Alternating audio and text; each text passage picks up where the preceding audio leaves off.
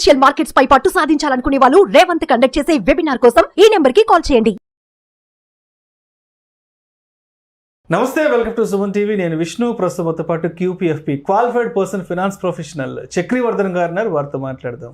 Sir నమస్తే. Sir Chakravardhan గారు నమస్తే అండి.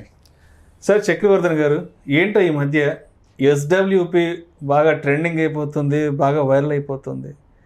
అంటే SIP తీసుకుంటేనో లేదంటే లంసమ్ ఇన్వెస్ట్మెంట్స్ చేస్తేనో ఆ తర్వాత మాత్రమే SWP యాక్టివేట్ చేసుకోగలరు. బట్ ఎందుకో ఈ మధ్య చాలామంది వీడియోస్ కింద కామెంట్స్లో చూస్తుంటే కూడా, సార్ SWP చేద్దాం అనుకుంటున్నాము, ఏదన్నా మంచి ఫండ్స్ ఏమైనా ఉంటే చెప్పండి, మంచి స్కీమ్స్ ఏమైనా ఉంటే చెప్పండి అడుగుతున్నారు కదా. ఎందుకు సడన్గా ఈ SWP అనే దాన్ని సపరేట్ చేసేసి దాన్ని ఒక ప్రోడక్ట్ కింద తీసుకొచ్చారంటారు? అంటే ఇక్కడ మిస్టేక్ అనేది ఎక్కడ జరుగుతుంది, ఎందుకు జరుగుతుంది, ఎవరి వల్ల జరుగుతుంది, ఎందుకు దీని ఒక స్పెక్యులేటివ్ ప్రోడక్ట్గా చేస్తారు SWP అసలు? ఇది కరెక్ట్ క్వశ్చన్ అండి. ఎందుకంటే ఒకప్పుడు మనం SIP టాపిక్ చాలా ట్రెండింగ్గా ఉండేది. SIP అంటే తెలిసే వరకు జనాలు SIP, ఇప్పటికీ చాలా మంది SIP అంటే ఏంటి తెలీదు. SIP ట్రెండింగ్, అది సిప్ అంటే ఏంటి, ఇంతకీ సిప్ లో ఇన్వెస్ట్ చేయాలి, ఏ మ్యూచువల్ ఫండ్ లో పెడుతున్నావు ఇది కాదు, సిప్ లో ఇన్వెస్ట్ చేయాలి నేను అనేవాళ్ళు. ఇప్పుడు SWPది ట్రెండింగ్ లో ఉంది టాపిక్. అంటే మొన్న ఒక క్లయింట్ అంటారు, ఇది మీరు చెప్పింది సేమ్, చక్రి ఒక SWPలో ఒక 20 lakhs పెట్టేద్దాము మనం. అంటే సార్ మీకు ఇప్పుడు అవసరం ఏముంది, అమౌంట్ మీకు ఏమైనా మంత్లీ విత్డ్రాయల్స్ అట్లా ఏమైనా ఉందా అంటే, మంచి రిటర్న్స్ వస్తున్నాయంట కదా దాంట్లో పెడదాము అని అన్నారు మీరు అన్నట్టు సేమ్. సో SWP అంటే nothing but me retirement plan అండి. అంటే మీకు SIPకి ఆపోజిట్ SWP. SIPలో ఏమవుతుంది, మీరు మంత్లీ మీ బ్యాంక్ మీ అకౌంట్లో ఉన్న మనీని డిడక్ట్ చేసి మీరు ఎంచుకున్న ఇన్వెస్ట్మెంట్ ఏదైతే ఉందో మీరు సెలెక్ట్ చేసుకున్న మ్యూచువల్ ఫండ్లోకి డైరెక్ట్ చేస్తుంది, రూట్ చేస్తుంది. SWPలో ఏం చేస్తుందంటే మీ బ్యాంక్లోకి మ్యూచువల్ ఫండ్ నుంచి డబ్బులు వస్తాయి. మీరు ఎక్కడ పెడితే అక్కడి నుంచి ఆ ఇన్వెస్ట్మెంట్ నుంచి అది గ్రో అవుతుందా లేదా సెకండరీ, ఆ అమౌంట్ నుంచి మీకు మంత్లీ నాకు ఫిక్స్డ్ ఈ డేట్కి ఇంత అమౌంట్ కావాలని మీరు ఇచ్చేస్తారు, మీకు ఆ అమౌంట్ వస్తుంది. దీన్ని సిస్టమాటిక్ విత్డ్రాయల్ ప్లాన్ అంటారు SWP. అంటే ఇక్కడ ఇన్పుట్ ఇస్తాం, అక్కడ అవుట్పుట్ తీసుకుంటాం. బట్ చాలా మంది డైరెక్ట్ గా ఇన్పుట్ ఇవ్వకుండా అవుట్పుట్ కోసం ఇచ్చేస్తున్నారు, అవుట్పుట్ కొంటాం అనుకుంటున్నారు. కరెక్ట్. అయితే ఇంకొక క్లయింట్ కూడా ఒక వీడియో నాకు పంపించారు, చాలా వైరల్ అవుతుంది వీడియో.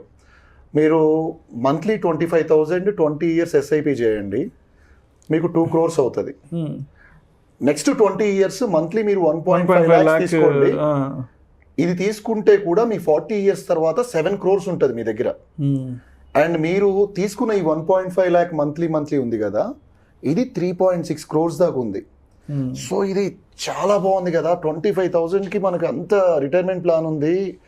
ఇప్పుడు పిల్లల పేరు మీద నేను 1 lakh చేస్తాను, సో దట్ వాళ్ళకు ఒక 24-25 CR అట్లా ఉంటుంది లెగసీ.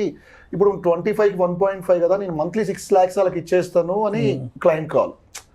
అంటే వీళ్ళ సిప్స్ పక్కన పెట్టి పిల్లలకి రిటైర్మెంట్ ప్లాన్ చేద్దాము అని. యాక్చువల్లీ కాన్సెప్ట్ కరెక్టే, కానీ 40 years గురించి మాట్లాడుతున్నాం మనం. మార్కెట్లో 40 years ఇన్వెస్ట్మెంట్లో ఉండాలి అని అంటే, రీసెంట్గా మనకి according to SEBI 83% of investors mutual funds నుంచి 3 years లోపల ఎగ్జిట్ అయిపోతున్నారు. అంటే కొంచెం మార్కెట్ డౌన్ అయితే వాలటాలిటీలో ఉన్న ఏదైనా రీజన్, సెవరల్ రీజన్స్, యాప్ ఉంది, మ్యూచువల్ ఫండ్లో లాకిన్ ఏమి ఉండదు, అమౌంట్ కావాలి, ఏదైనా అవసరం ఉంది, ఫస్ట్ లాంగ్ టర్మ్ స్ట్రిక్ట్ అయిపోయి ఇన్వెస్ట్ చేస్తారు. ఏ అవసరం వచ్చినా కూడా ఇది కనిపించేస్తుంది మనకి.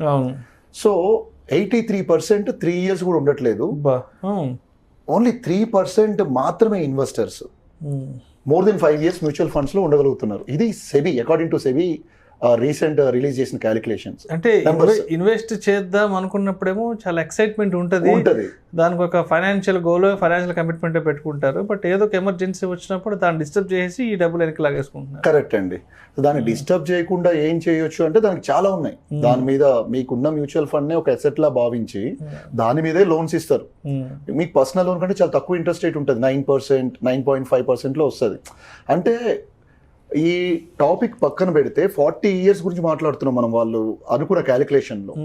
ఇది కరెక్ట్ కాదు. ఎందుకంటే ఫస్ట్ 20 years మీరు ఇన్వెస్ట్ చేసేటప్పుడు మీరు అగ్రెసివ్గా ఉండొచ్చు, లాంగ్ టర్మ్ కాబట్టి 12% రిటర్న్స్ అజంప్షన్ చేయొచ్చు, ఎక్సెప్ట్ చేయొచ్చు, అది ఓకే. బట్ మీరు విత్డ్రాయల్ ఫేజ్లో మార్కెట్ అనేది లీనియర్ రిటర్న్స్ ఎప్పుడు ఎవ్రీ ఇయర్ మీకు 15% అలా ఎఫ్డి ఉన్నట్టు ఉండవు. అంటే మీకు 2 crores వచ్చింది 20 years తర్వాత, ఆ 2 crores మీరు 1.5 lakh పర్ మంత్ తీసుకుంటా అంటున్నారు. మీకు అదే ఇయర్లో ఫస్ట్ ఇయర్లో 20% మార్కెట్ కరెక్షన్ అయింది అనుకోండి, మీ 2 crores 1.6 crore అయింది. స్టిల్ మీరు ఈ 1.5 lakh పర్ మంత్ అయితే తీసుకుంటూనే ఉంటారు. సో మీ క్యాపిటల్ అనేది తొందరగా ఎవాపరేట్ అయ్యే ఛాన్స్ ఉంది. అంటే ఇక్కడ మీ క్యాపిటల్ గ్రో కాకపోయినా అట్లీస్ట్ అది సస్టైన్ కావాలి. మీరు ఎంతకాలం రిటైర్మెంట్ అనుకుంటున్నారో అంతవరకు. అంటే ఎస్డబ్ల్యూపీ ఈజ్ నథింగ్ బట్ మీరు ఒక ఫ్లాట్ ఒక 2 కోట్లు 1 కోటి రూపాయలు పెట్టి కొనేసి మంత్లీ దాని మీద రెంటల్ ఇన్కమ్ తీసుకుంటూ, ఇది కూడా నాకు అప్రిషియేట్ అవుతుందని ఒక ట్రెడిషనల్ ఏదైతే ఇన్వెస్ట్మెంట్ ఉందో ఒక ట్రెడిషనల్ మోడల్, అదే నథింగ్ బట్ మ్యూచువల్ ఫండ్స్లో పెడితే మీరు ఒక 1 CR 2 CR మీ హౌస్ లాగే ఒక గ్రో అవుతున్నటువంటి mutual fund, if not aggressive ఫండ్స్లో కాకుండా కొంచెం గ్రో అవుతున్న ఫండ్స్లో పెట్టి మంత్లీ మీకు ఎక్స్పెన్సెస్ ఏమున్నాయో క్యాలిక్యులేట్ చేసుకుని అంత ఎక్స్పెన్సెస్ ఎవ్రీ మంత్ మీ క్యాపిటల్ డిస్టర్బ్ కాకుండా తీసుకోవటమే ఎస్డబ్ల్యూపీ కాన్సెప్ట్. అయితే దీంట్లో కూడా ఇప్పుడు మొన్న మా దగ్గర ఒక క్లయింట్ వచ్చారండి, నా పాత క్లయింటే. ఆ క్లయింట్ ఒక 50 lakhs తను ఒక 30 years టీచర్గా ఉండి ప్రిన్సిపల్గా ఉండి రిటైర్ అయ్యి ఓ 50 lakhs PPF FD ఇలాంటి ట్రెడిషనల్ ఇన్వెస్ట్మెంట్స్లో పెట్టుకున్నారు. ఆయన అక్కడి నుంచి మంత్లీ 30-35,000 ఆయన ఎక్స్పెన్సెస్కి ఏవి కావాలో అవి విత్డ్రా చేసుకుంటూ ఉన్నారు. కానీ ఈ మధ్య సడన్గా ఆయన హెల్త్ కొంచెం డిస్టర్బ్ అయ్యి ఎక్స్పెన్సెస్ పెరిగిపోయినాయి. అంటే మంత్లీ ఆయనకి కంపల్సరీ 50,000 కావాల్సి వస్తుంది. ఈ ప్రాసెస్లో ఈ డెప్ట్ ఇన్స్ట్రుమెంట్స్లో ఏవైతే ఎఫ్డీలు వీటిలో పెట్టుకున్నారో అవి ఎఫ్డీస్ మల్టిపుల్ టైమ్స్ బ్రేక్ చేయాల్సి వస్తుంది, సేవింగ్స్ డిస్టర్బ్ అవుతున్నాయి. సార్ ఏం చేద్దాము చక్రి గారు, ఎలా చేద్దాము అని ఒక సజెషన్ అడిగారు.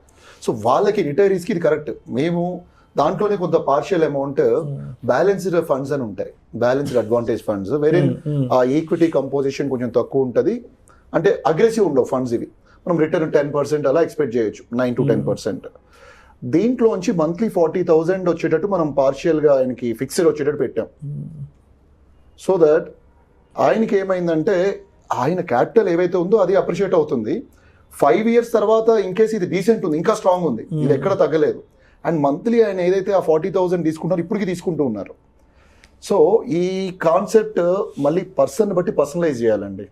అంటే చాలామంది నాకు అస్సలు రిస్క్ వద్దు, నా క్యాపిటల్ మీద నాకు తగ్గకుండా ఇంత ఇవ్వమని చెప్తారు.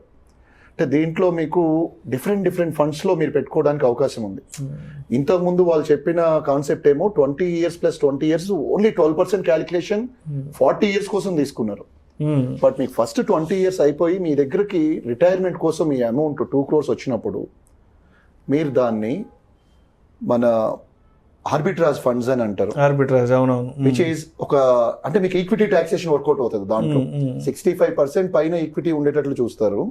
మీ ఆ పోర్ట్ఫోలియో కూడా రిస్క్ లేకుండా ఉండేటట్టు చూస్తారు. రిటర్న్స్ ఎక్కువ ఎక్స్పెక్ట్ చేయలేం, 7% అలా ఉంటుంది పోస్ట్ టాక్సేషన్.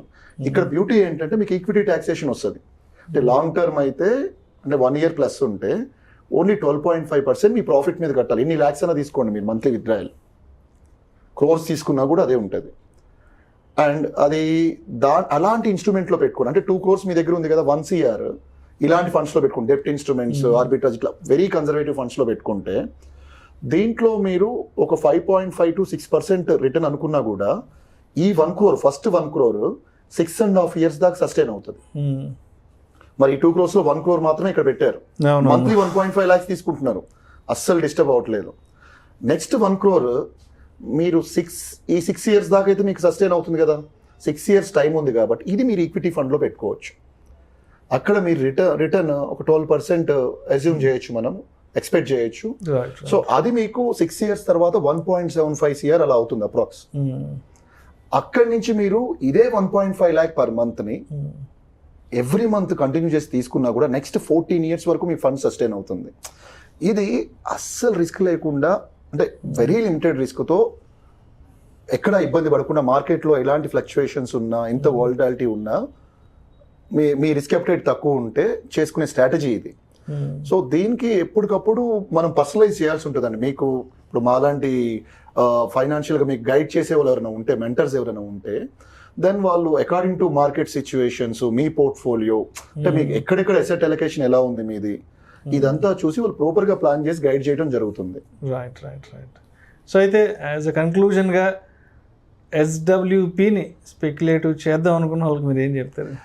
ఎస్డబ్ల్యూపి అనేది డెఫినెట్ గా ఒక గుడ్ కాన్సెప్ట్ అండి, ఇన్వెస్ట్మెంట్ ప్లాన్ కాదు.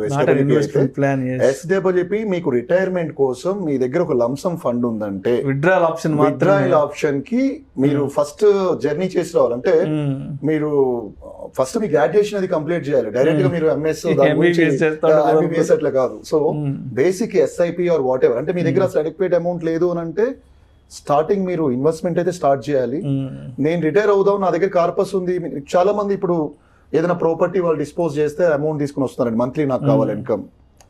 చాలా మంది నేను ఒక లోన్ క్లియర్ చేయాలి అని అనుకుంటున్నాను, బట్ అది నాకు 7% అట్లనే ఉంది, పెద్ద ఇంట్రెస్ట్ కాదు. బట్ ఈ అమౌంట్ నేను ఇన్వెస్ట్ లాగా పెట్టుకుంటాను, దీంట్లో నేను మంత్లీ విత్డ్రాయల్ తీసుకుంటాను, ఆ లోన్కి ఏదైతే పే చేయాలో అది మంత్లీ కూడా నేను పే చేసుకుంటూ ఉంటాను. బట్ ఇది కూడా గ్రో అవ్వాలి, ఇది కూడా వర్కౌట్ అవుతుందని మల్టిపుల్ స్ట్రాటజీస్ ఉంటాయండి దీంట్లో.